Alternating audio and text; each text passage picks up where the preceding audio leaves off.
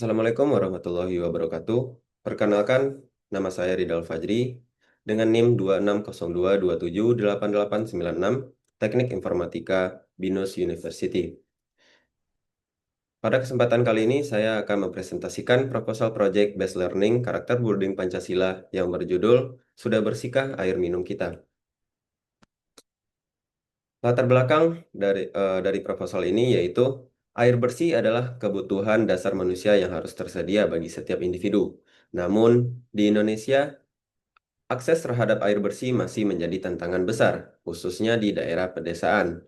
Pencemaran air akibat limbah domestik, industri, dan pertanian menyebabkan masalah kesehatan masyarakat.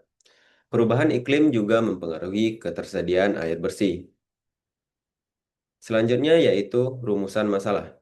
Yang pertama, apakah air di Indonesia sudah memenuhi standar aman untuk diminum? Yang kedua, apa saja faktor yang menyebabkan kualitas air di Indonesia belum optimal?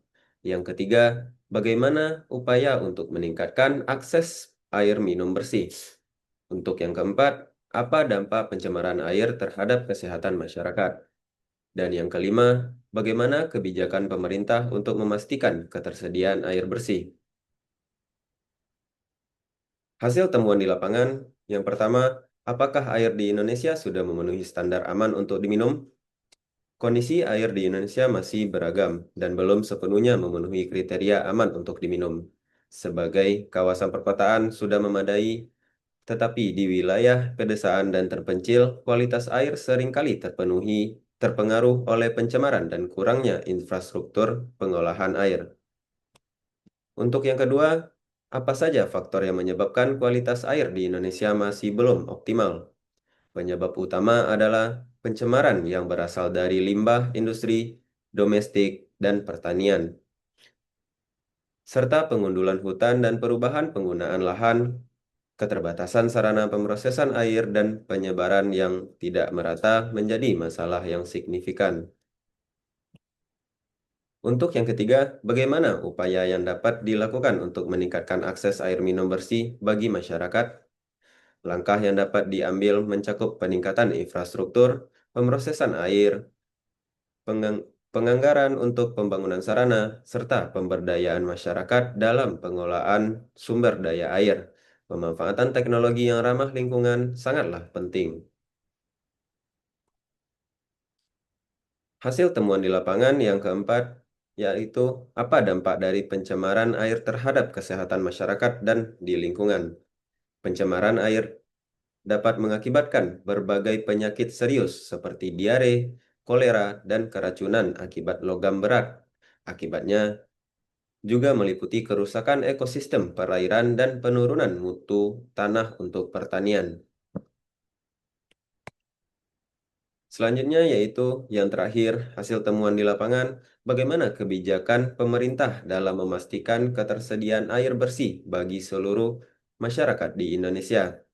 Pemerintah telah meluncurkan kebijakan dan program seperti Pamsimas guna meningkatkan air bersih, tetapi masih terdapat tantangan besar, khususnya terkait distribusi yang adil dan pengawasan.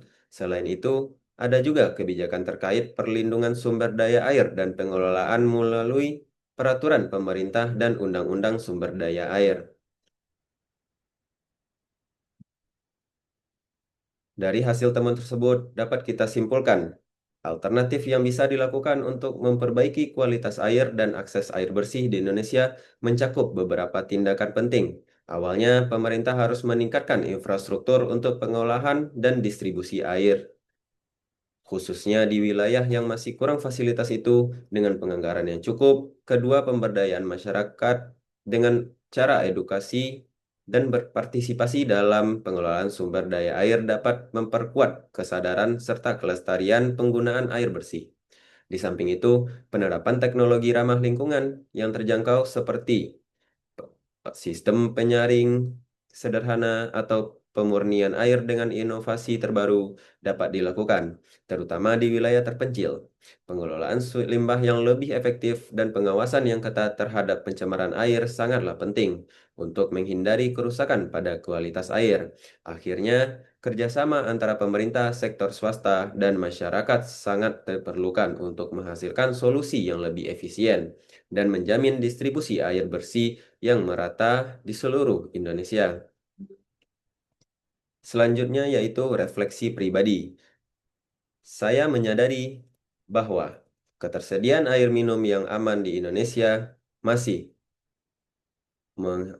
masih menghadapi berbagai tantangan, terutama di wilayah pedesaan dan terpencil. Walaupun sejumlah kebijakan telah diluncurkan oleh pemerintah, kenyataannya masih banyak masyarakat yang belum mendapatkan akses air bersih yang layak. Penyebab utama antara lain adalah infrastruktur yang belum merata dan pengelolaan limbah yang kurang optimal, yang berdampak pada pencemaran sumber air. Saya juga percaya bahwa penyelesaian masalah ini memerlukan keterlibatan seluruh lapisan masyarakat, bukan hanya pemerintah, pemberdayaan masyarakat lokal, dan pemanfaatan teknologi sederhana yang ramah lingkungan bisa menjadi solusi yang sangat efektif, terutama jika didukung oleh edukasi yang menyeluruh tentang pentingnya menjaga kualitas air, kesadaran akan dampak negatif pencemaran air terhadap kesehatan dan lingkungan perlu ditanamkan secara terus-menerus. Secara pribadi, saya menjadi lebih peduli terhadap pentingnya melestarikan sumber air dan terdorong untuk berperan aktif dalam menjaga lingkungan serta mengajak orang-orang di sekitar untuk turut serta menjaga kebersihan dan keberlanjutan air bersih. Baik, mungkin hanya itu yang dapat saya sampaikan. Terlebih dan kurang saya mohon maaf. Terima kasih. Assalamualaikum warahmatullahi wabarakatuh.